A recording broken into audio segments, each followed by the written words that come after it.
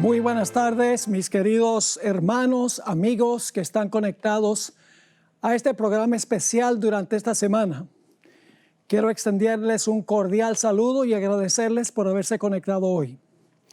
El título de nuestro tema es Reavivamiento y Reforma, una necesidad muy grande que tiene la iglesia hoy.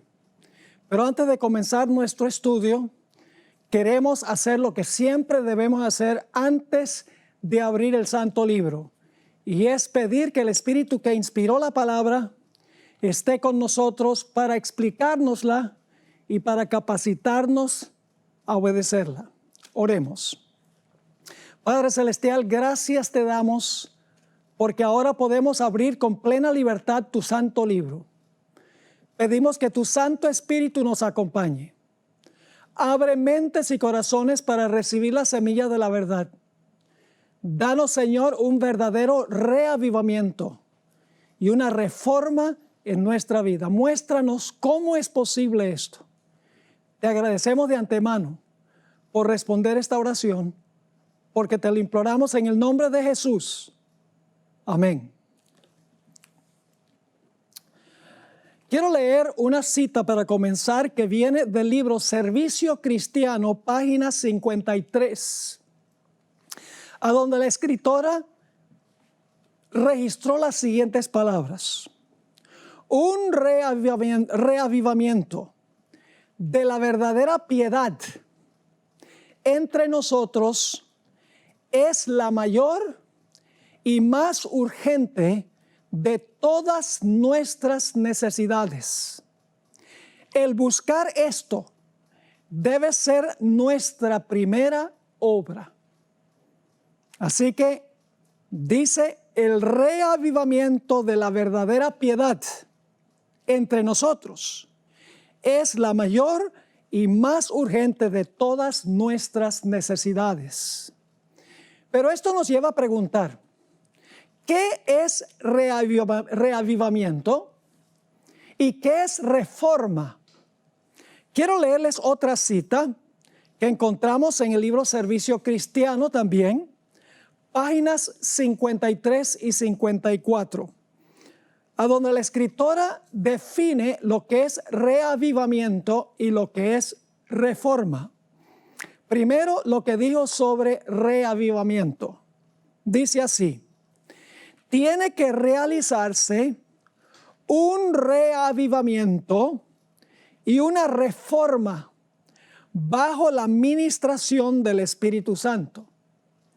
Reavivamiento y reforma son dos cosas diferentes, aunque vamos a ver que están estrechamente relacionados uno con el otro.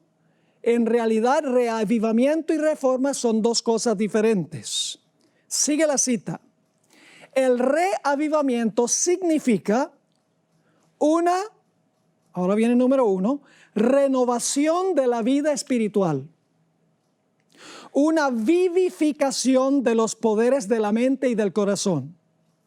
Una resurrección de la muerte espiritual. Así que estas tres expresiones son paralelas.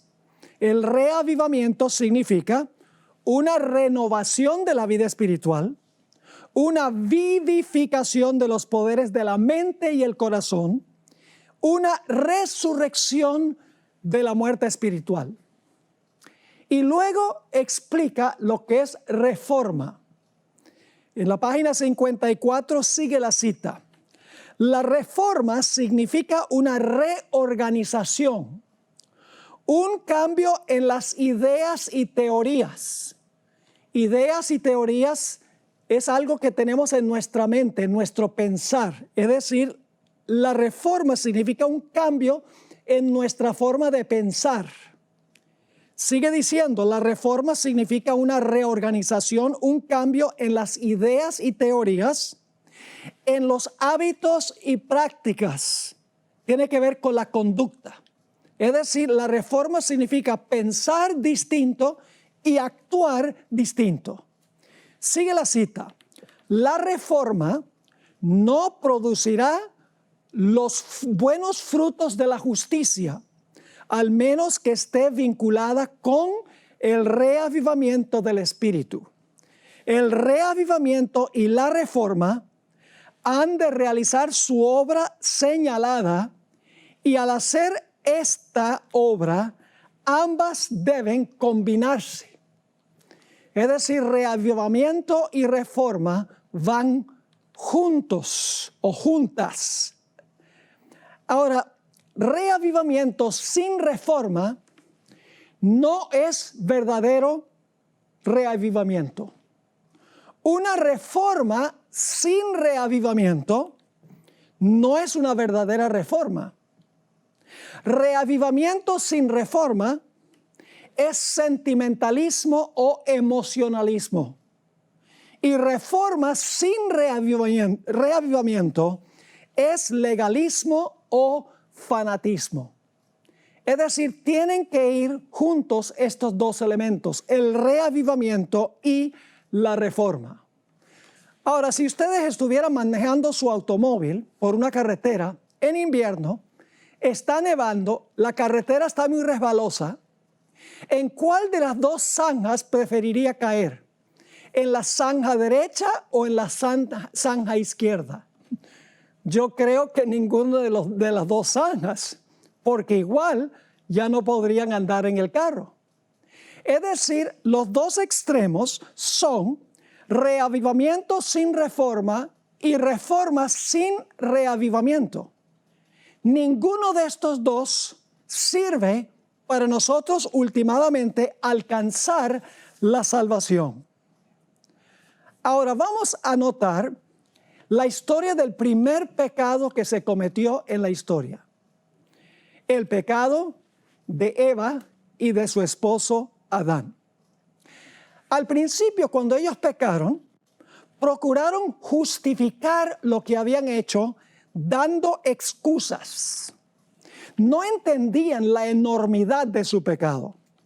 Para ellos, sencillamente habían transgredido un reglamento que Dios les había dado. El corazón engañoso de ellos, antes de su conversión, los llevó a justificar su pecado ofreciendo excusas. Vamos a leer Génesis 3 y el versículo 9 al 13, a donde tenemos el registro de lo que ocurrió después que Adán y Eva pecaron. Dice en el versículo 9, mas Jehová Dios llamó al hombre y le dijo, ¿dónde estás tú? Y él respondió, oí tu voz en el huerto y tuve miedo, porque estaba desnudo y me escondí. Y Dios le dijo, ¿quién te enseñó que estabas desnudo? ¿Has comido del árbol de que yo te mandé no comieses? Y el hombre respondió, ahora viene la excusa, la mujer que me diste por compañera me dio del árbol y yo comí. En realidad está culpando a Dios porque dice, si tú no me hubieras dado esa mujer, yo no hubiera pecado.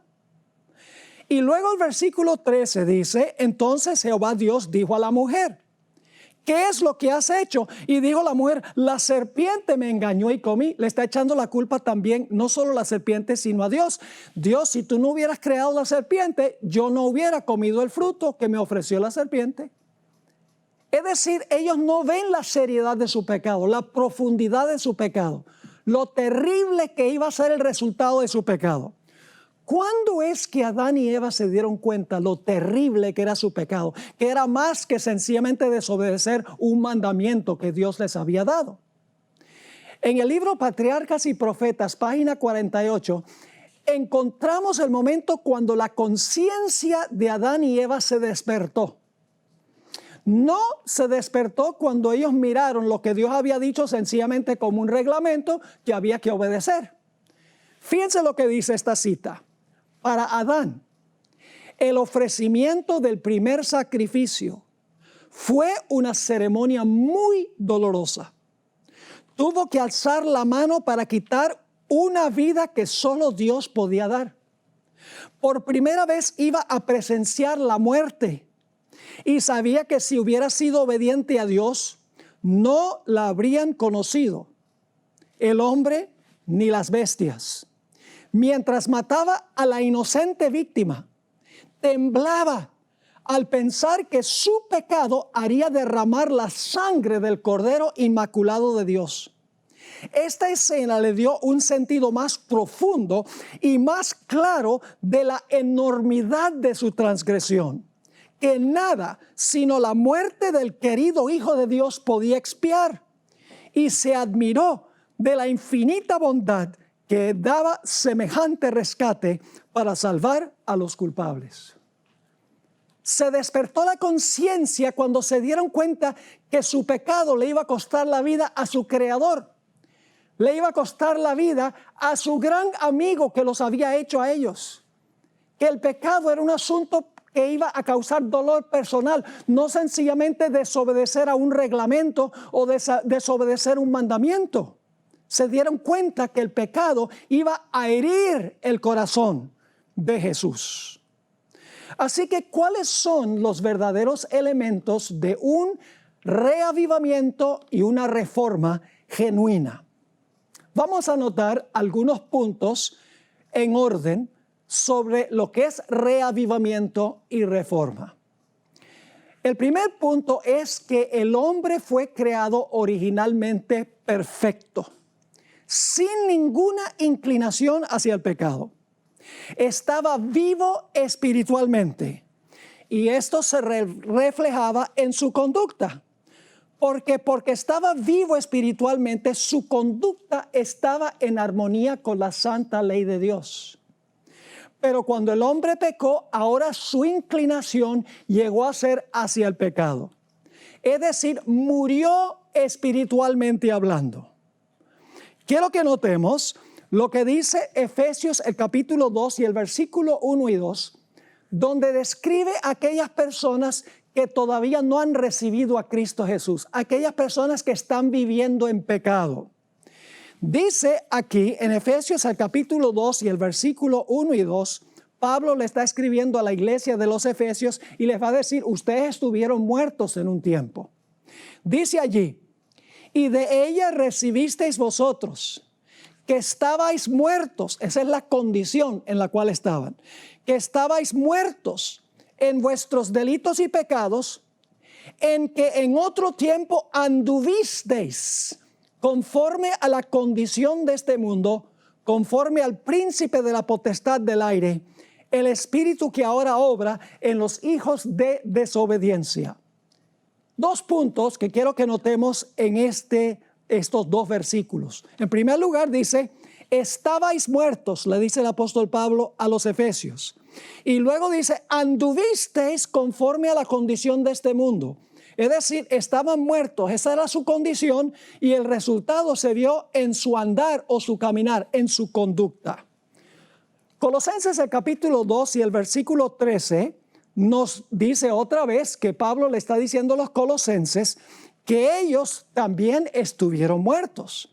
Dice allí en Colosenses 2:13, y vosotros estando muertos, esa es su condición, estando muertos en pecados y en la incircuncisión de vuestra carne, os vivificó juntamente con él, perdonándoos todos los pecados.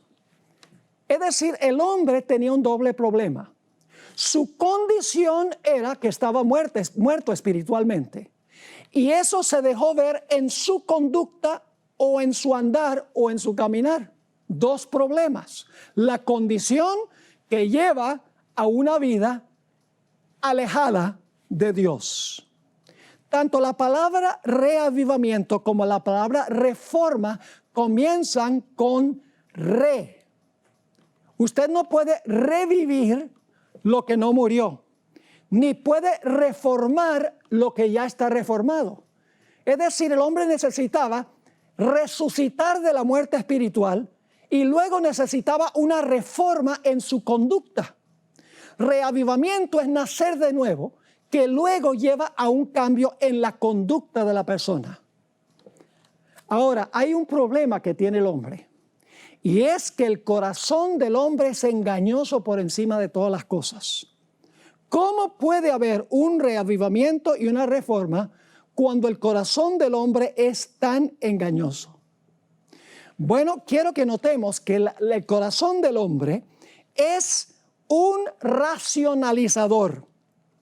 Nos conduce a tratar de justificar lo que nosotros hacemos, a darle explicación, a dar excusas por el pecado. El corazón nos dice que debemos hacer eso. ¿Cuáles son algunas excusas que la gente ofrece? Bueno, lo que yo hice no es tan malo como lo que hacen otras personas. Al fin y al cabo soy salvo por gracia y por lo tanto no tengo que guardar la ley. La carne, la naturaleza carnal es débil. El mundo es muy atractivo. Las tentaciones del diablo son demasiado poderosas. Es mi herencia, está en mis genes. Crecí en un ambiente desfavorable.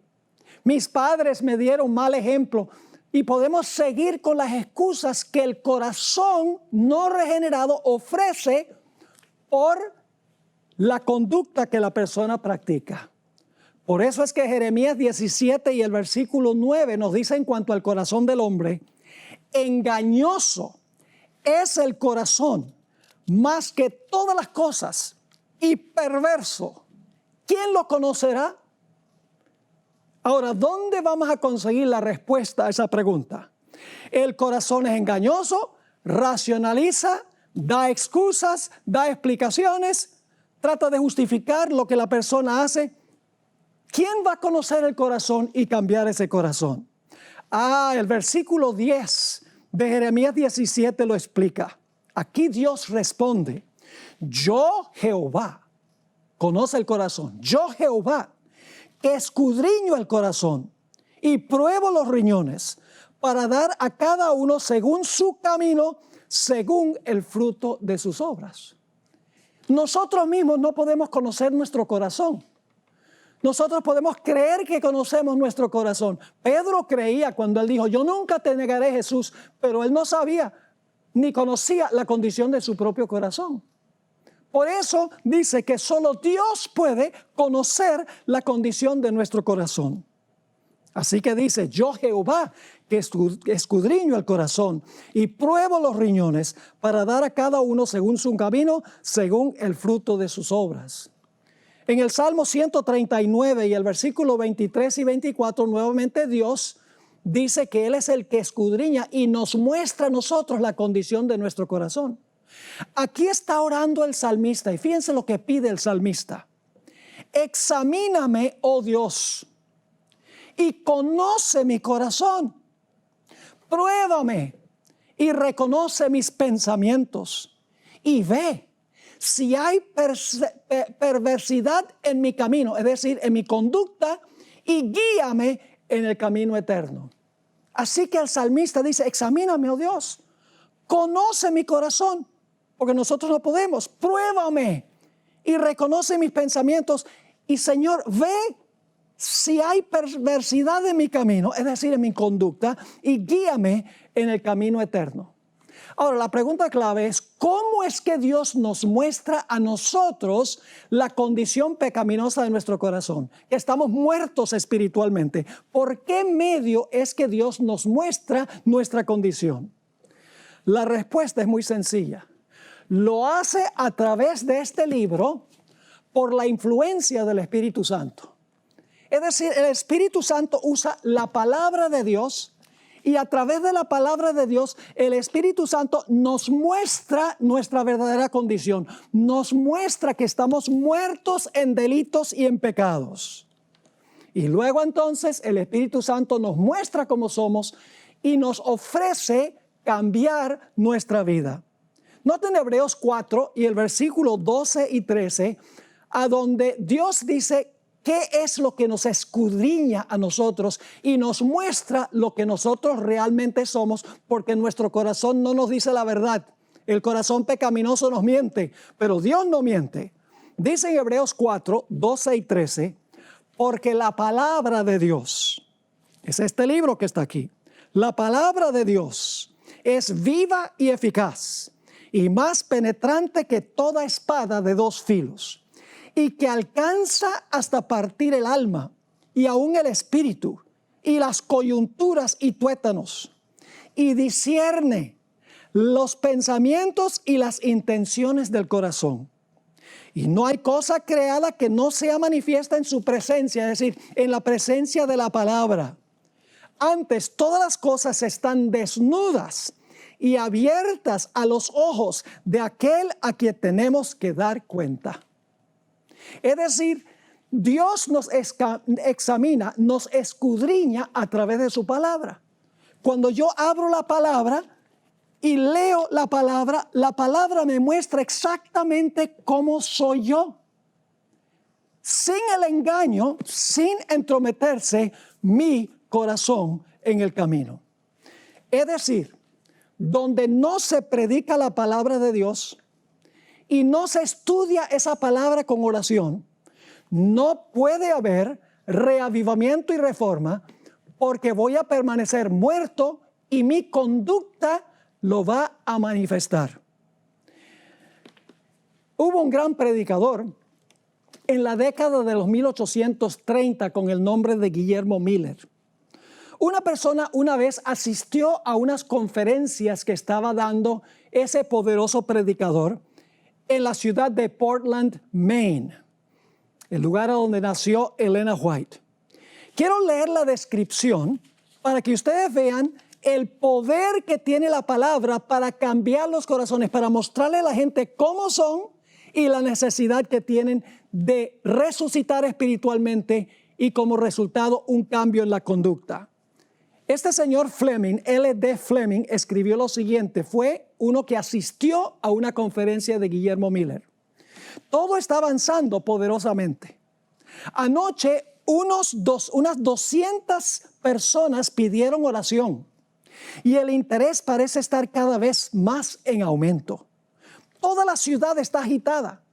Los sermones del hermano Miller no asustan en lo más mínimo a sus oyentes. Al contrario, los que están alarmados son aquellos que no quieren venir a escuchar. Muchos de los que se mantienen alejados y se oponen parecen estar aturdidos o aún alarmados. Pero aquellos que escuchan con sinceridad no se sienten ni aturdidos ni alarmados. Está predicando la palabra Guillermo Miller. Sigue la cita. El interés que despiertan sus sermones es de índole serena y desapasionada. Aun cuando este es el reavivamiento más grande que jamás haya visto, no existe un emocionalismo apasionado, es decir, todo el mundo diciendo aleluya, gloria a Dios y saltando y hablando en lenguas, etc. No, dice, aun cuando este es el reavivamiento más grande que jamás haya visto, no existe un emocionalismo apasionado. Más bien el mensaje parece arraigarse profundamente en la mayoría de la comunidad por la siguiente razón. ¿Por qué se arraigaba el mensaje? Ahora viene la explicación. El hermano Miller sencillamente toma la espada del Espíritu, la Biblia, la desenvaina y coloca su afilada orilla en el corazón desnudo y la espada corta, penetra como leímos en Hebreos 4. Esto es todo. Ante el filo de esta arma poderosa, la infidelidad cae. El universalismo, que es la idea de que todos se van a salvar, inclusive el diablo, el universalismo se marchita, falsos fundamentos se desvanecen y los mercadores de Babilonia se maravillan. Y luego este individuo escribe, me parece a mí que esto debe parecerse más a los reavivamientos apostólicos que cualquier otro evento que hayan visto mis ojos en los tiempos modernos. Es decir, esto es como un reavivamiento que hubo en la época apostólica. Elena White, en la revista Signs of the Times, mayo 17, 1883, escribió algo parecido. Escribió lo siguiente: la mundanalidad en la iglesia, que es la mayor causa de la muerte espiritual. ¿Cuál es la mayor causa de muerte espiritual? La mundanalidad en la iglesia, dice ella. La mundanalidad en la iglesia, que es la mayor causa de la muerte espiritual, se debe a la influencia de miembros egoístas y ociosos. Hay que coartar esta enfermedad mortal. ¿Y cómo es que se corta esa enfermedad mortal? del corazón del ser humano. Sigue la cita. El bisturí del cirujano corta profundo. Aquí está Hebreos 4 que leímos. Nuevamente, el bisturí del cirujano corta profundo cuando es necesario remover material putrefacto y pestilente. Asimismo, la palabra de Dios, más aguda que toda espada de dos filos, debe cortar hasta el corazón, o el mal nunca será quitado. Supongamos que una persona tiene problemas con pornografía. Es un problema grandísimo, no solamente fuera de la iglesia, sino dentro de la iglesia. Y un día, una persona que tiene serios problemas con pornografía está leyendo el Evangelio según San Mateo, el capítulo 5, donde dice: Jesús, habéis oído en el antaño, no cometerás adulterio. Pero yo os digo, cualquiera que mira a una mujer para codiciarla, ya adulteró en su corazón. Ahora, la persona empezó leyendo la palabra y ahora la palabra lo está leyendo a él. La palabra le está diciendo: ese eres tú. Tú eres el que tienes ese problema. Así que cuando leemos la palabra diagnostica el pecado de nuestra vida, nos muestra nuestro pecado, nos muestra que nosotros estamos alejados de Dios, que estamos espiritualmente muertos. Ahora, tenemos que venir a la Biblia con corazón abierto y sincero, y el deseo de practicar lo que nosotros aprendemos, porque si no, vamos a justificar toda clase de prácticas que no son bíblicas. Por ejemplo, vamos a defender que está bien comer carne de cerdo y está también igual bien guardar el domingo, que está bien ir al cine, escuchar música mundana, está bien el estilo de vida homosexual, está bien vestirnos inmodestamente. Si el corazón no es sincero, si no venimos a la Biblia para decir: Señor, habla que tu siervo oye, muéstrame exactamente cómo soy, el remedio que necesito, la resurrección que necesito, el corazón perverso del hombre va a justificar la conducta que nosotros estamos practicando.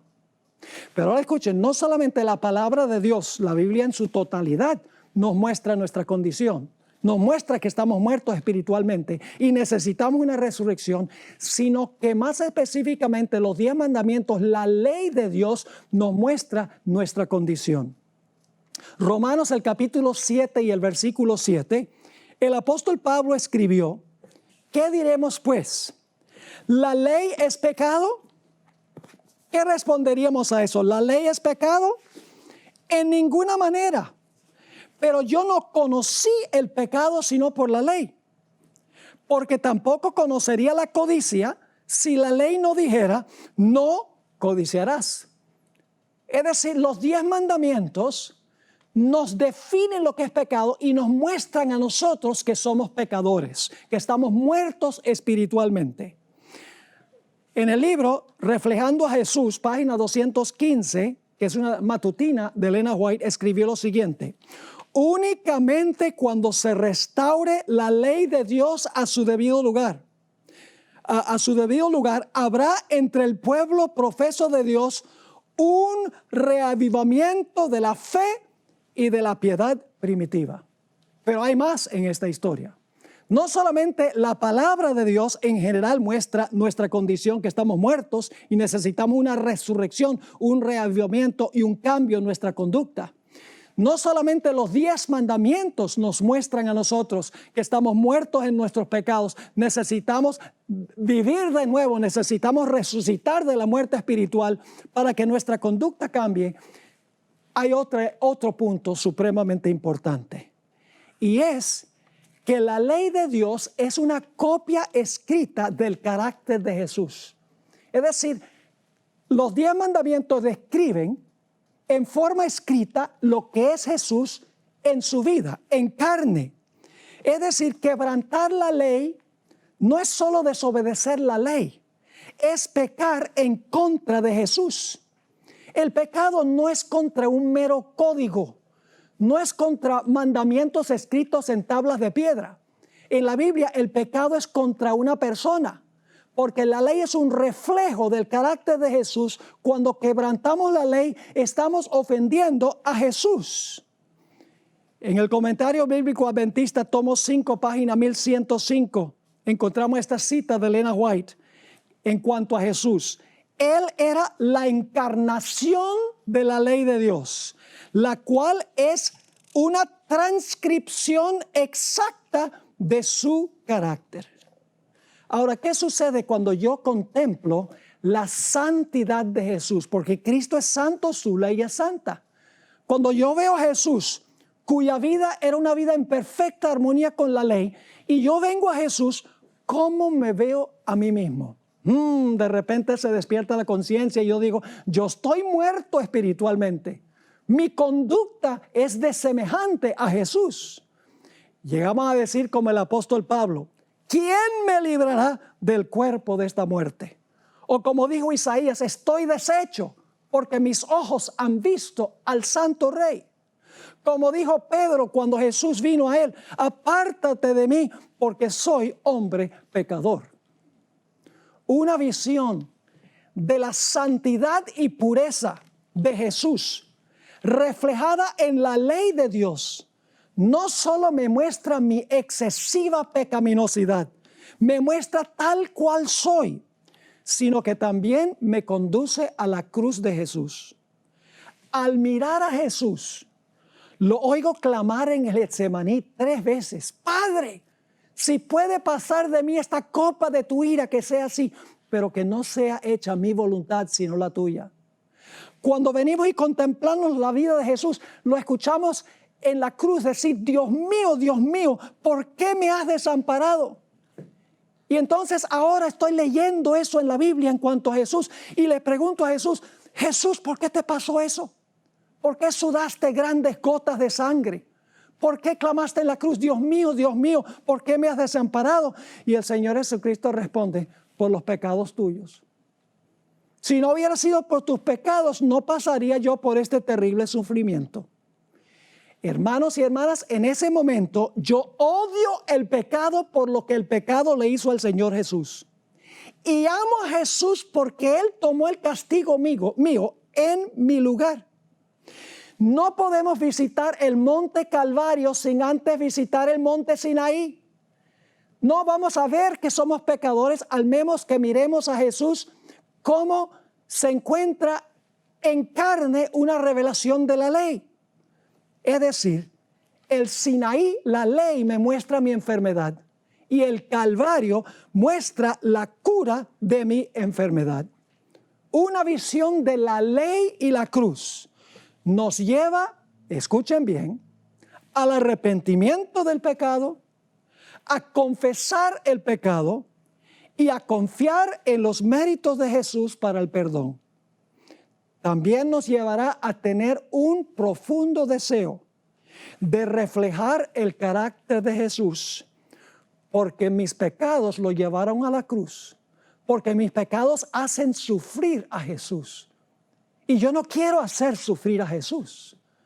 Así que, mis queridos hermanos y hermanas, apreciados amigos, una visión de la cruz me lleva a un intenso deseo a ser en mi carácter como lo es Jesús. Me hace pensar de la historia del hijo pródigo que todos conocemos muy bien. El hijo pródigo se fue de la casa, deshonró a su padre, quebrantó un mandamiento, se acostó con rameras según su hermano, ahí está el 7º mandamiento. Además de eso, codició el dinero, por eso se llevó todo el dinero. Se fue por allá creyendo que iba a gozar la vida, terminó entre los cerdos y cuando estaba allá dice, ¿cuán bajo he caído yo? Estoy muerto espiritualmente, mi conducta es terrible. Y por lo tanto él dice, voy a regresar a la casa de mi padre y le voy a decir, he pecado contra los 10 mandamientos. Eso no es lo que dice. Él no dice, he pecado contra los 10 mandamientos. Él dice a su padre, he pecado contra el cielo, es decir, contra Dios y contra ti. Y no soy digno de ser llamado tu hijo. Pero luego el padre lo recibe, lo abraza, mis queridos hermanos y hermanas, porque el joven está arrepentido. Ahora el joven resucita espiritualmente, porque la parábola dice que el padre dice, estaba muerto, pero ahora está vivo. Es decir, cuando yo contemplo a Jesús, veo cuán horrendo es el pecado. y veo la hermosa santidad de Jesús y que Él estuvo dispuesto de cargar mis pecados en la cruz y los pecados de todo el mundo. Por eso sudó gotas de sangre. Por esa razón clamó: ¿por qué me has desamparado? Por esa razón es que rogó que la copa de la ira de Dios le fuera retirada. Cuando yo veo eso, yo digo: ay, Señor Jesús, el pecado es terrible. Ay, pero gracias, Señor Jesús, por haber cargado mi culpa y haber sufrido lo que debo sufrir yo. Y en ese momento ocurre la conversión. En el Salmos 19 y el versículo 7 dice: la ley de Jehová es perfecta, que convierte el alma. Tito, el capítulo 3 y el versículo 5 nos dice que Dios perdona, y cuando nos convertimos nacemos de nuevo, es decir, resucitamos de la muerte espiritual.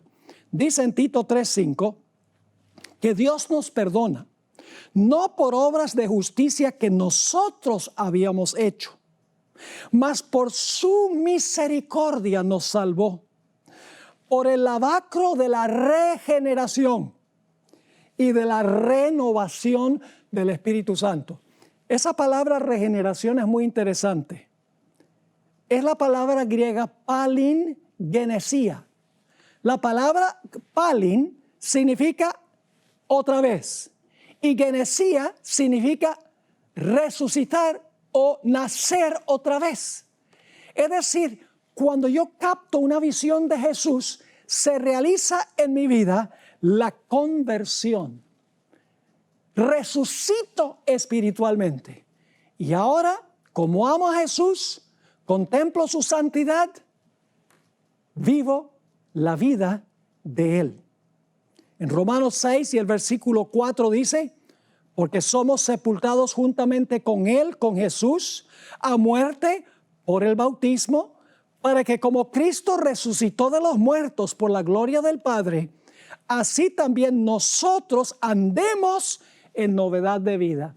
Cuando recibimos a Jesús, resucitamos de la muerte espiritual y ahora andamos en novedad de vida. Algunos cristianos dicen que ya no tienen que guardar la ley porque han aceptado a Cristo y están bajo la gracia. Pero el libro de Proverbios, el capítulo 28 y el versículo 13 dice lo siguiente: el que encubre sus pecados. ¿Qué va a pasar con el que encubre sus pecados? El que encubre sus pecados no prosperará, mas el que los confiesa. ¿Y qué nos lleva a confesar? Una visión de Jesús, de que somos pecadores. Sigue diciendo: mas el que los confiesa y se aparta, alcanzará misericordia.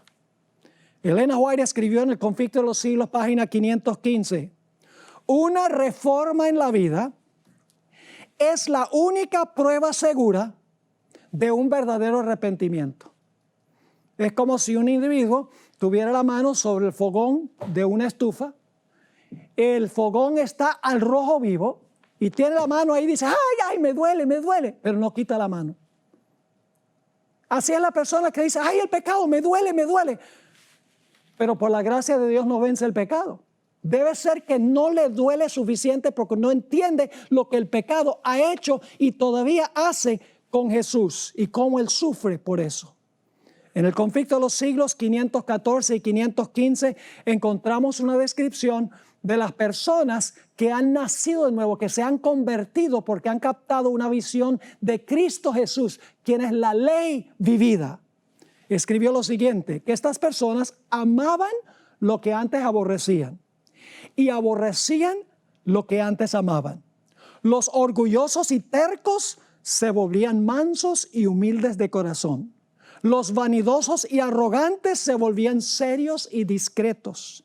Los profanos se volvían piadosos, los borrachos sobrios y los corrompidos puros. Las vanas costumbres del mundo eran desechadas. Ahora, no significa que cuando nosotros nacemos de nuevo, cuando nosotros resucitamos de la muerte espiritual, que vamos a vencer totalmente el pecado de la noche a la mañana. No. Vamos a pecar después de recibir a Jesús, después de resucitar a una nueva vida espiritualmente hablando. Pero la Biblia dice que abogado tenemos para con el Padre, a Jesucristo el justo. Ahora, entonces, si después de nuestra conversión no vencemos el pecado de la noche a la mañana, ¿cómo es que se vence? En 2 Corintios, el capítulo 3 y el versículo 18, está el secreto.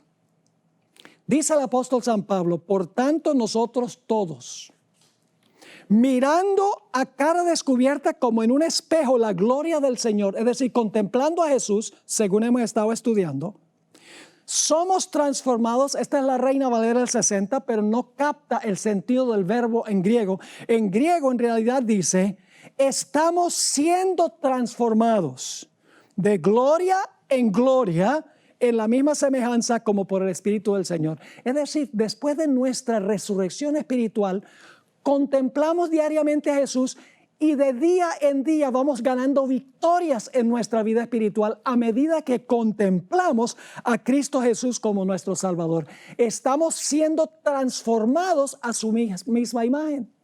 Si yo estoy contemplando todas esas películas por televisión donde hay violencia, donde hay sexo ilícito, donde hay espiritismo, a donde hay matanzas, a donde hay envidias, pues mi mente reflejará eso.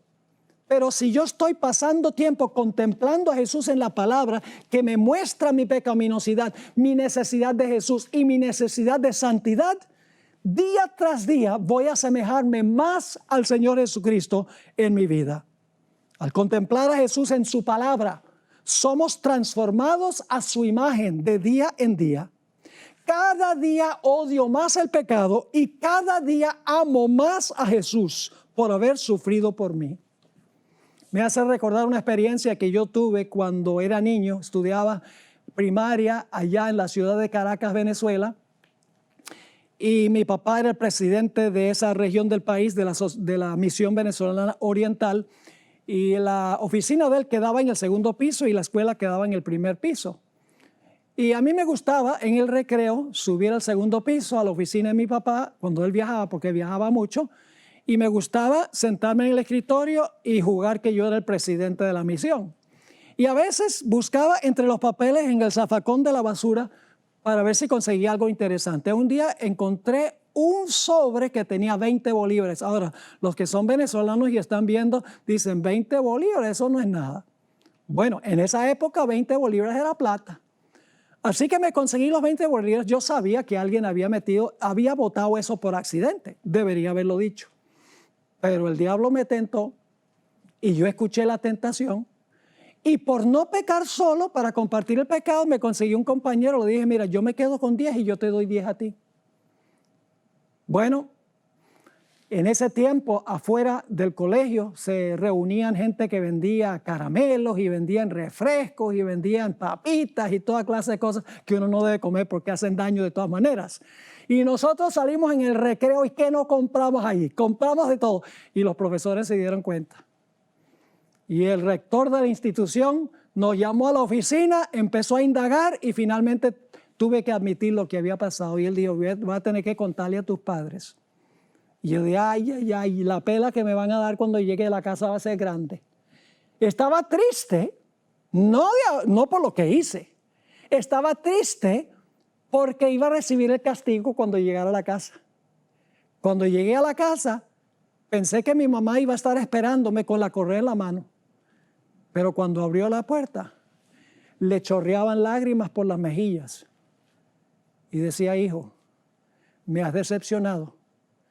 Eso no es lo que nosotros te hemos enseñado. Ahora estaba triste no porque había quebrantado el mandamiento, no hurtarás, sino porque mi pecado había causado dolor a mi madre. Es decir, nosotros no vencemos el pecado para evitar el infierno o para tener la esperanza de ir al cielo. Sencillamente obedecemos la ley porque amamos al Señor Jesús. Punto final. En Venezuela, cuando yo era niño, pasaba mi tiempo cazando mariposas. Más tarde, cuando enseñé teología en la Universidad Adventista de Colombia, en la ciudad de Medellín, iba por allá. Algunos colombianos posiblemente estén conectados. iba al Picacho allá a cazar mariposas muy bonitas por allá.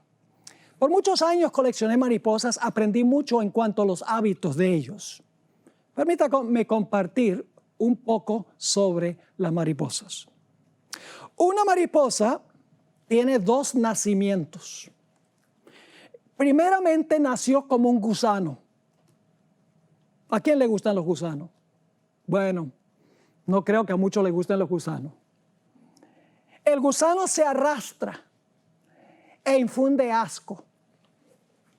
El gusano luego come de una fuente a donde fueron colocados los huevos por la mariposa madre.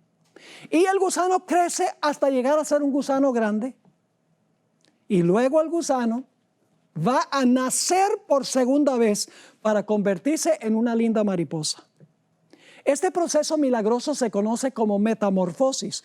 La misma palabra que usa Pablo en 2 Corintios 3:18, estamos siendo transformados. Es la palabra griega metamorfoo. Es decir, cuando contemplamos a Jesús se realiza una metamorfosis. Este proceso milagroso cambia un gusano a una hermosa mariposa. Cambian los hábitos del gusano. Cambia la apariencia del gusano. Cambia lo que come el gusano. Cambia el lugar a donde vive el gusano. ¿Por qué? Porque las cosas viejas pasaron. Es una nueva creación, una nueva criatura por un milagro.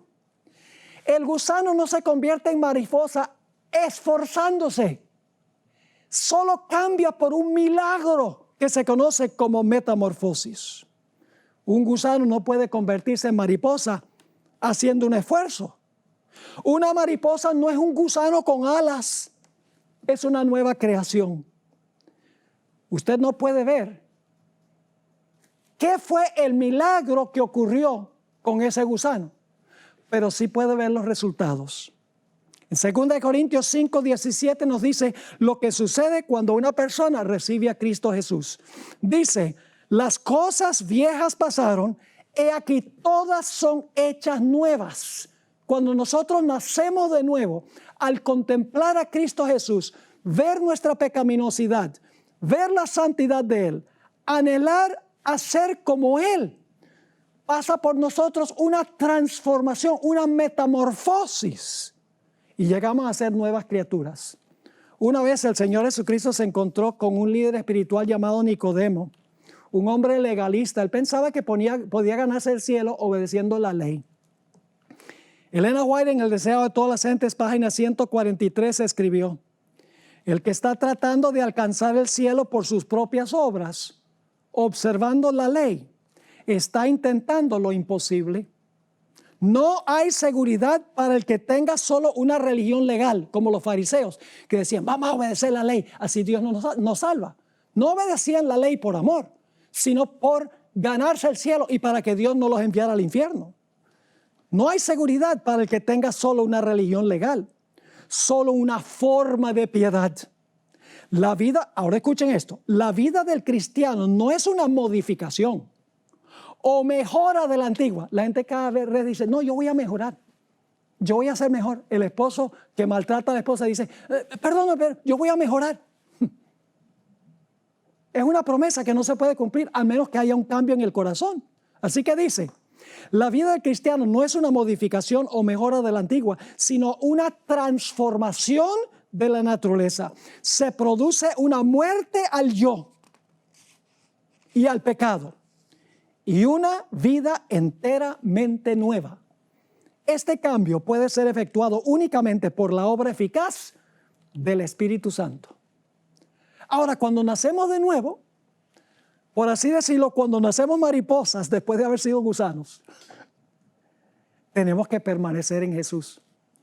Yo recuerdo cuando vivía en Venezuela, iba a un parque en Venezuela, era Parque Nacional en ese tiempo, Parque Nacional Henry Pittier, a un lugar que se llamaba Guamitas, y allí cazaba mariposas lindas. Había unas mariposas azules, grandes azules, que tenían una manera muy particular de volar. No volaban derecho, sino subían y bajaban, subían y bajaban. La primera vez que yo llegué a ese parque, Yo tenía mi malla, tenía mi tabla para montar la mariposa, tenía el frasco con tetracloruro de carbono, el veneno para matar a la mariposa. Yo veo esta mariposa azul y salgo tras la mariposa con esa malla y tiro a la mariposa y subía y le tiraba y bajaba y no fui capaz de agarrar la mariposa. Estaba tropezándome en piedras y tropezándome contra árboles y contra arbustos, etc. Y me di cuenta que el director del parque estaba presente allí y estaba riéndose a carcajadas. Y yo fui a donde él estaba y le dije, ¿pero por qué te ríes? Dice, me río viéndote perseguir a esas mariposas tratando de cazarlas. Dice, yo sé cuál es la debilidad de esas mariposas. A esas mariposas les encantan, y voy a usar diferentes palabras, los bananos, los guineos, los plátanos, los cambures, para todos los idiomas. A ellos les encanta el banano. Si tiras un banano en el suelo maduro y vuelves, vas a encontrar varias mariposas de esas paradas ahí y con la malla cazas a todas. Así que hice eso. ¿Y sabes lo que pasó? Regresé en media hora y había 5 de esas mariposas paradas en el banano. Puse la malla, cacé las 5, facilito. ¡Wow! Porque había descubierto la debilidad de esas mariposas. Varios años después regresé otra vez al parque, llevaba mi malla y mi equipo, y cuando entré por la puerta me vio el que estaba cuidando el parque y me dijo, ¿para dónde vas con esa malla? Yo dije, voy a cazar mariposas. Él dice, no, no vas a cazar mariposas. Porque desde que viniste la última vez, esto ha sido declarado un parque nacional, no se puede tocar ni la fauna, ni la flora, ni nada. ¿Saben lo que hice yo? Salí por la puerta, fuera de la cerca, y tiré mi banano en el suelo afuera de la cerca y cualquier mariposa que se arriesgaba a pasar encima de la cerca al banano caía presa. Cuando nosotros hemos recibido a Jesús y estamos en proceso de ser transformados, tenemos que permanecer en Él porque Satanás conoce nuestras debilidades. Mis queridos hermanos y hermanas, necesitamos permanecer en Jesús una vez que hemos resucitado a novedad de vida. Una vez que hemos empezado la vida cristiana, hay que permanecer en el Señor. Ahora, en los últimos días, sabemos que va a haber un falso reavivamiento en el mundo cristiano. Voy a leer del Conflicto de los Siglos, página 516 y 517, este tipo de reavivamiento falso. Dice lo siguiente: los reavivamientos populares son provocados demasiado a menudo por llamados a la imaginación, que excitan las emociones. La gente quiere ir a la iglesia y quiere emocionarse y saltar y rodar en los pasillos y decir aleluya y levantar las manos y hablar en lenguas. La gente quiere una gran emoción. Elena White dice, los reavivamientos populares son provocados demasiado a menudo por llamados a la imaginación que excitan las emociones y satisfacen la inclinación por lo nuevo y extraordinario. Los conversos ganados de este modo manifiestan poco interés en el testimonio de profetas y apóstoles. El servicio religioso que no revista un carácter un tanto sensacional no tiene atractivo para alguno de ellos. Un mensaje que apele a la fría razón, es decir, para que uses la cabeza y no sencillamente te emociones en el servicio. Un mensaje que apele a la fría razón no despierta eco alguno en ellos. No tienen en cuenta las claras amonestaciones de la palabra de Dios que se refieren directamente a sus intereses eternos. El poder de la piedad ha desaparecido casi enteramente de muchas de las iglesias.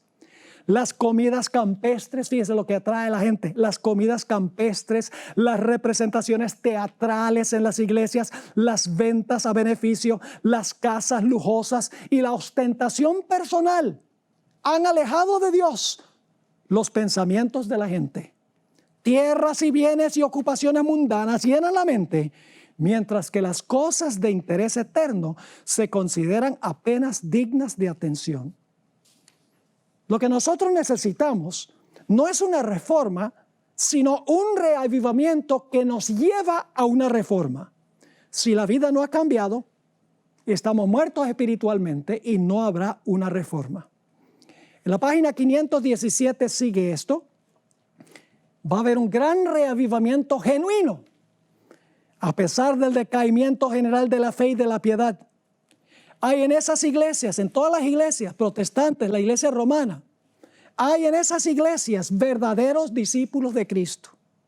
Antes que los juicios de Dios caigan finalmente sobre la tierra, habrá entre el pueblo del Señor un reavivamiento de la piedad primitiva, cual no se ha visto nunca desde los tiempos apostólicos. Yo estoy orando por ese reavivamiento. Dice la sierva del Señor, el Espíritu y el poder de Dios serán derramados sobre sus hijos. Entonces muchos se separarán de esas iglesias en las cuales el amor de este mundo ha suplantado el amor de Dios y de su palabra. Muchos, tanto como ministros como laicos, aceptarán gustosamente esas grandes verdades que Dios ha hecho proclamar en este tiempo a fin de preparar un pueblo para la segunda venida del Señor. Y Satanás sabe que ese reavivamiento viene bien pronto y por lo tanto va a tratar de introducir una falsificación. Termino con esta cita en la misma página 517. El enemigo de las almas desea impedir esta obra. Y antes que llegue el tiempo para que se produzca tal movimiento, tratará de impedirlo introduciendo una falsificación. Hará aparecer como que la bendición especial de Dios es derramada sobre las iglesias que pueda colocar bajo su poder seductor. Allí se manifestará lo que se considerará como un gran interés por lo religioso.